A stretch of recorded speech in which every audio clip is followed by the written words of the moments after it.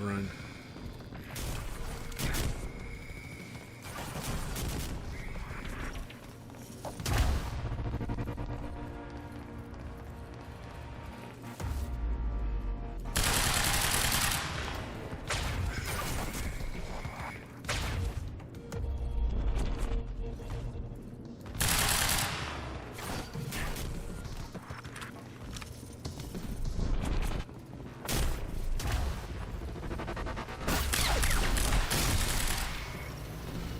Whew.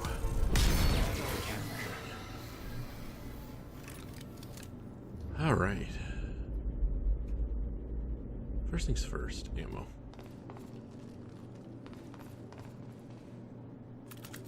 A gun. Yes. All right, let's check out this board. The Monarch PR machine was going strong.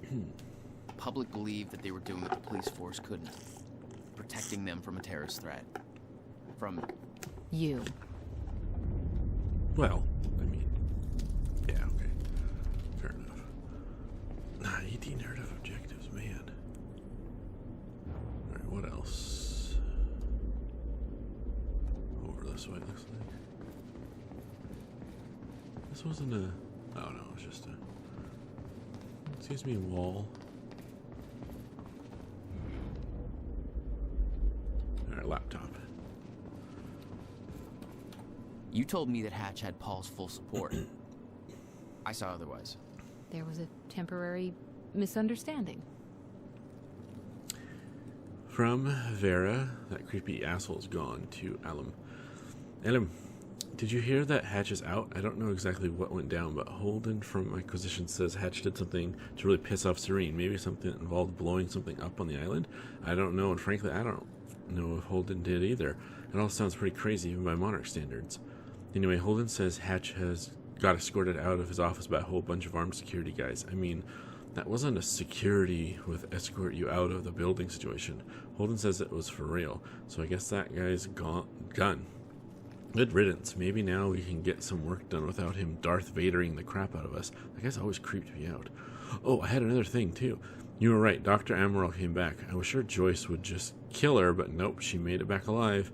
Anyways, glad I was wrong with that one. She's cool people. She picked a good time to come back, too. Things are getting really bad outside. It's really starting to dawn on me we're really lucky to be in here instead of stuck out there and all the craziness. They said there's planes coming down from the sky now. Crazy. Let me know you're okay, AMV. Okay. I'm really trying hard not to miss any of the things, notes and stuff. Okay, let's go through this door. Fiona, I'm trying to get the Skybridge. Skybridge. You're in marketing right now. Okay. Yeah, I think I got it. Hey, Jack, be careful. There's something really weird going on in this building. Yeah. Monarch was scrambling. Paul's empire was falling apart all around me. I'd never seen anything like it. But Paul had. That's what he was preparing for all those years. He didn't do a very good job.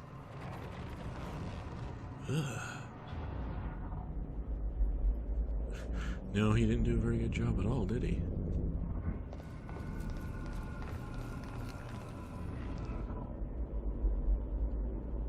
Pretty sure. Yeah. Hey, who's slow screaming over here?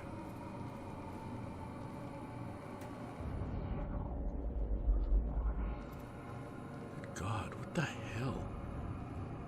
Oh! Okay. What the hell happened to these guys? Okay.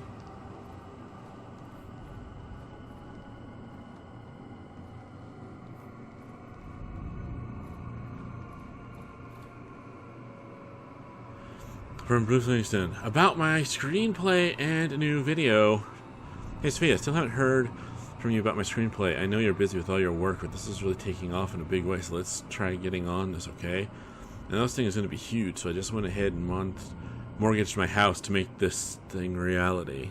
It's my dream, and I'm going to follow my dream. And once I get the Kickstarter going, this thing's going to pay me back for the mortgage, so no problem. I already shot a short promo thing for the KS campaign. Let me know what you think. I'm going to star in it, but I've got a really cool part for you too if you want it. You'd be perfect for it. Also, like I said, I'm going to need that science feedback stuff soon. Let me know ASAP. Bruce, you are going to end up with nothing, dude. Nothing. God. What the?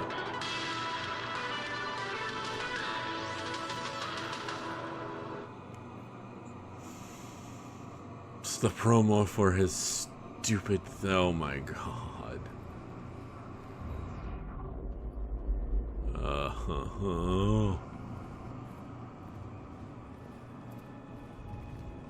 They have a time machine here?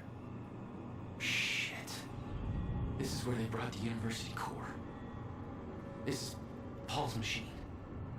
Looks like they have it on the top floor. Monarch paperweight with note. Ensure personally that CFR chamber is secure. Okay.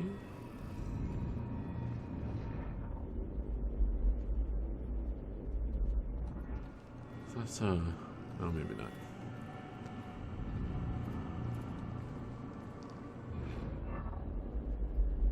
This one. From Bernard Riker, a confession to Paul Serene. Sir, I know you won't have a chance to read this email until you return to HQ, but I have turned this over in my head repeatedly, and I see no other option than to let you know what I've done. I've deactivated the starproofing at the building. I may had maintenance access, and I used it. But I want you to know I did it under tremendous duress. Martin Hatch left me no choice. He threatened my family, and I don't know what else to do. I still don't. I know there are shifters out there. The starproofing is gone, and I don't have a chronon harness, so technically I'm safe. The shifters only exist in stutters, and when one of those hits, I freeze just like the rest of the world. So whatever happens during the stutter, I'm safe, barring some kind of disorganization related to accident. What that means, though, is that one eye blink, I'm here, and the next one, there's 2 dead strikers on the floor. Dead because of me. Their blood all over me, from nowhere. I'm looking at them right now, typing this on my phone. I can smell the blood and no, ozone, I guess? And smoke. Their gears sparking. They'd be alive if I hadn't. I'm sorry, I think I'm hyperventilating. I don't know if I can hold it together much longer. I don't know why Hatch wanted this to happen, but he did. I think he wants a CFR for some reason. You can't trust that fucker, sir. I know you're close, but I think he's as evil as they come.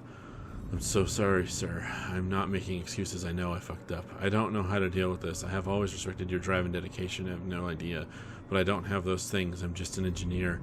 This is just too much for me. If you come back and fix things, please look after my family.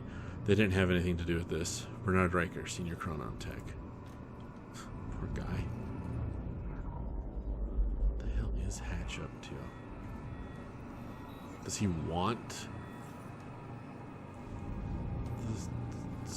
Does he want all these guys killed so they're out of his way? I mean... Hello? Wait. Okay, I want to go that way, so let's look for this one first.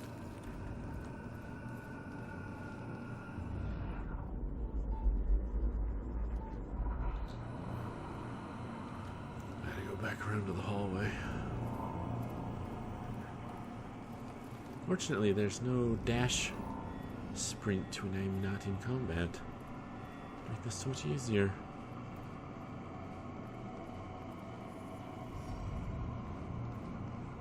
Okay, right here. Got it. Alright. So now I have 2 of them, so there's no point in looking at the upgrades. So we had 7, I spent 6. Alright, I think I need 6 more for the next upgrade anyway, so it's going to be a minute. Up here around the corner.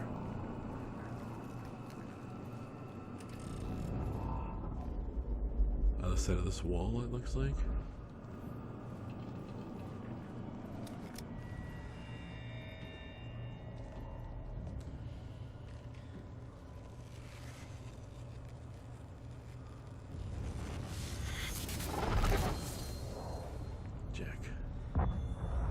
it's one of those thingies.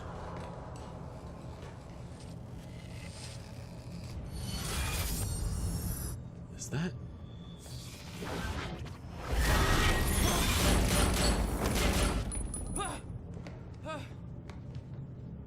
That was someone, not something.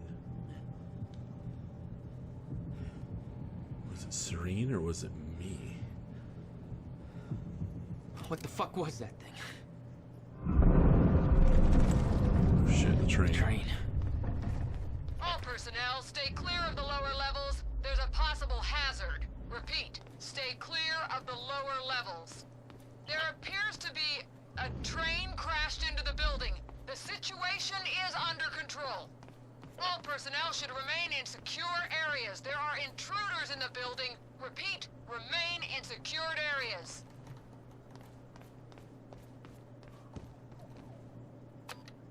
Another door I need help with, Fiona.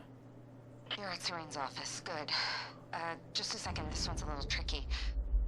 Serene's got access to the CFR chamber, and there's going to be a pretty dangerous guy there guarding. Got it. Just be careful, okay? Paul was already gone, but he left behind the one thing I needed. Good. Untitled note. I've left this message here for you to find so that soon, when the time comes and I ask you to choose, you can do so with your eyes open and with some hint of understanding. I have no secrets, and the only things I choose to omit are the ones that you, in your current limited state, would not be able to grasp, no matter how hard I tried to make you understand. I have walked down the same path you are now on, once from your perspective, a long time ago, although time no longer had such meaning to me.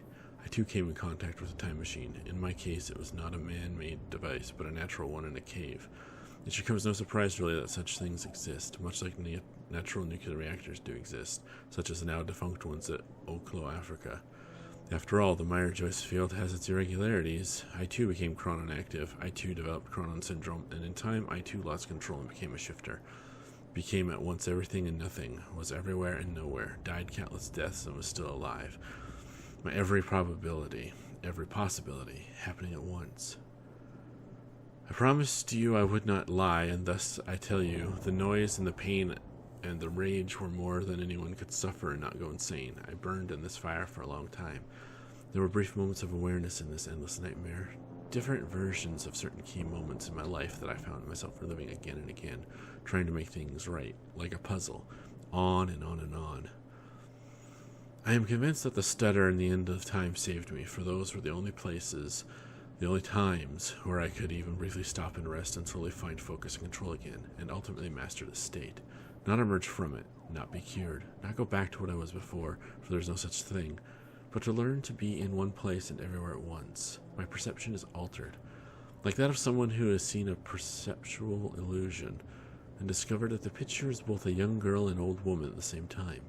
Once you see them both, you can never not see them. We are such limited beings. We play with just one piece, on just one square of an endless chessboard, just one life, one timeline, in an infinite multiverse of possibilities. Am I an exception, the only one who has found his way to the other side, or is this just the shifter's brief dream before a stutter collapses? There are other shifters. You, your best friend who is now your mortal enemy, Dr. Kim, others, some of whom you know, it doesn't matter whom, because they are gone, and when they emerge, if they ever emerge, they will not be who they were, just as I am not who I was before. I have done my part in helping you all achieve this state. If time is an ocean with a frozen surface, then the stutters and the end of time are holes in that ice, opportunities to come up for air. I have a plan, it's already in motion, but it would be futile to try and explain it to you, like trying to explain 3 dimensions to someone who can only see one. But make no mistake, I do not look down on you. I strive for humanity even as I shift this world from one state to another. I will make this possible. I stand in between. I don't see myself as a gate. I remain humble. I'm something smaller. A hatch.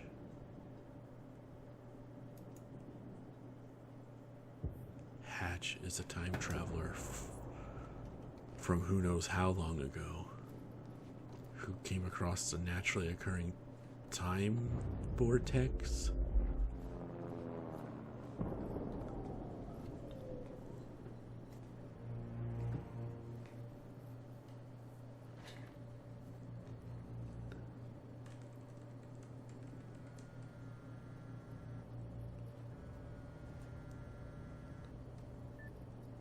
My office alarm went off. Is that you skulking around, Jack? Fuck you. I'm done playing games. I'm here for what you stole. Yes, of course. The CFR. If you understood just how much depended on that, you'd leave it alone. But I know you don't care. You're right. I don't.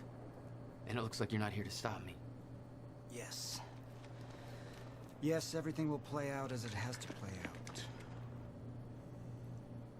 I'll see you very soon, Jack.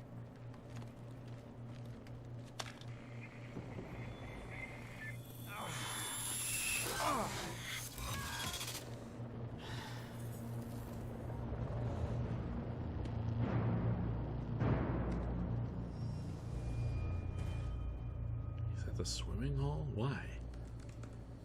Is he gonna use the time machine? I'm done dancing your tune, you crazy bastard.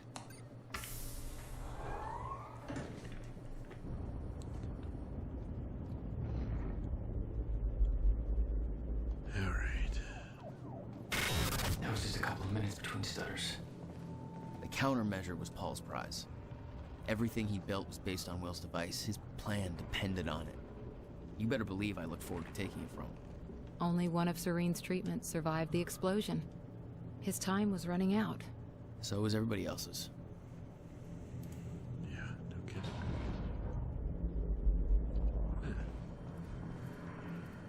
Let's start with the furthest one and work our way back. Oh, he's got a bed in his office. Makes sense, he probably lives here. Paul spent a long time running Monarch in secret. Probably didn't help with that whole disconnected from reality thing. Reflections on the end. I wish my memories about the end of time were clear, but it was anything but a clear time in my life, and the world was such a jumble, a frozen mess of different timelines crashing together. I was running for my life the whole time, trying to avoid the shifters. Not an ideal state of mind for gathering intel. And it didn't help that she kept chasing me, trying to kill me. Beth Wilder, one of my own people. It was her all along. Even then, trapped in the end of time, as little as I understood about what was going on, I could tell she wasn't like me, that she didn't have the powers I did. I knew she had some kind of technology that kept her going in that suspended hell. Of course, I had no idea it was a device I would eventually have my people develop. I suppose I should appreciate the irony that it was her chronon harness, my own chronon harness, that it gave me the idea for the lifeboat protocol. The idea that our technology could let humanity survive the end of time. I suppose I have to thank her for that, and she paid for her sins in the end. But she left her mark on me. I know the time to pay for mine is approaching quickly, but not just yet. Back then, when Wilder and I played our game of cat and mouse at the end of time, if I had an ounce of the control over my powers that I do now, things would have turned out very differently between the two of us. She was strong and had the training, and I was young and weak and scared. Even so, my abilities gave me an edge. I was lucky she didn't have the full striker gear. She was the one with the upper hand. I didn't learn to properly control my ability until much later. In those days, they were underappreciated and operated on instinct. Control didn't come easy. I can't help but be aware that this doesn't seem to be the case for Jack. His mastery is growing by leaps and bounds. Is it just because that's the way he's always been? Fast on his feet, bold and adaptive? Or is the fracture affecting him too? I thought we could contain him. It's cost us dearly. It's not a mistake I will make again. Thanks for watching. If you enjoyed the video, take a moment to hit that like button. If you haven't done so already, subscribe and hit that bell notification icon to stay up to date with all the new videos. As always, I enjoy and appreciate your comments, and if you could share my channel and videos on social media and across the internet, it would help, as it is your support that keeps this channel going. So, until next time everyone, as always, please, stay safe out there.